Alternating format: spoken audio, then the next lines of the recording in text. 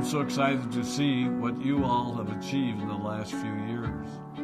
Your growth has been incredible, and I'm grateful for all of your hard work and sacrifice.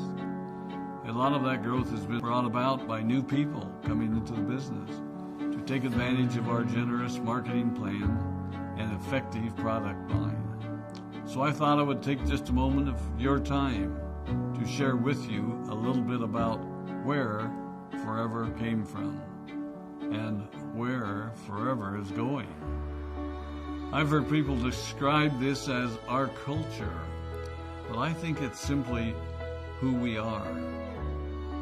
Several decades ago, I was an executive for a real estate development company called Del Webb.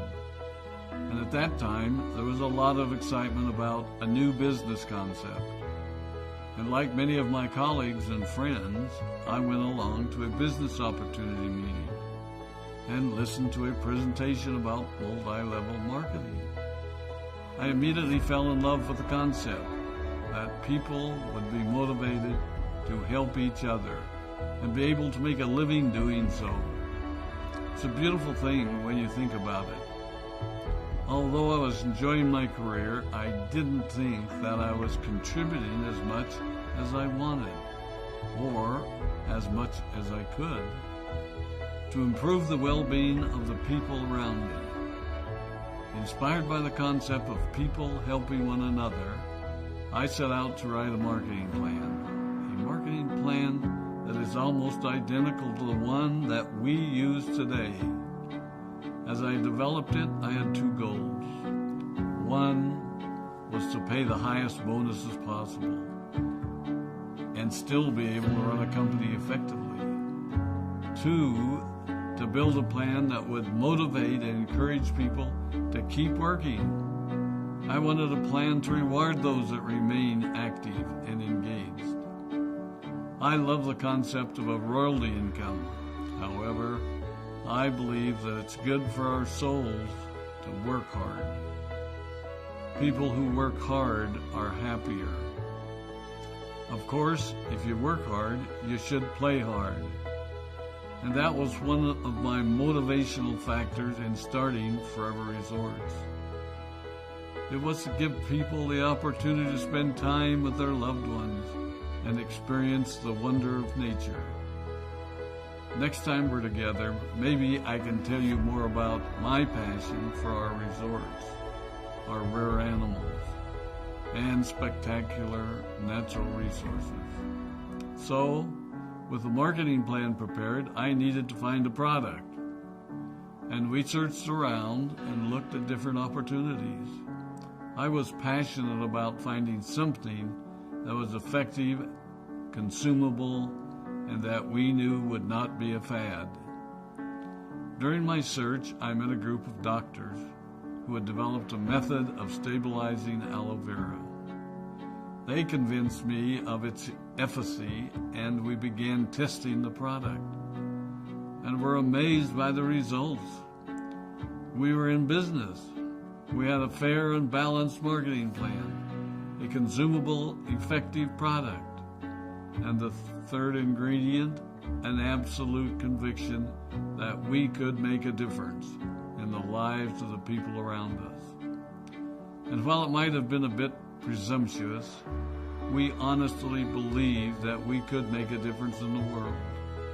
We put in generous return policies, customer service incentives, and began to build this business based on the principle of being nice to one another and helping others. The success was incredible, and we grew rapidly until Christmas of 1982. I was sitting at home with the family, and the phone rang. They informed me that there had been a freeze at our aloe plantations in Texas, and that all of our aloe was destroyed. I immediately went to the airport and flew to South Texas to see what we could do. I hoped and prayed that when I arrived, what I saw would be better than the news I'd received. But that wasn't to be the case. We had no aloe, and the business immediately began to suffer. There were some FBOs that left, but more importantly, there were those that stayed. It was a tough time for us. We put everything on the line to stay in business, and there were many sleepless nights. But we were convinced that what we were doing was right. We decided that this would never happen to us again. We flew out to the Dominican Republic and purchased as much land as we could and began planting aloe in one of the safest weather zones in the world. In addition to the acres of plantations in the Dominican Republic, we now have plantations in Mexico and South Texas. It was a tough lesson to learn. But during the tough times, we became stronger and we grew the most. We grow roots that strengthen us and help us to overcome the challenges and obstacles that life throws at us. I have learned that solid principles and core beliefs do not have a sell-by date. It is never old-fashioned or out of style to be nice to each other, to honor your commitments, and to treat people how you would wish to be treated.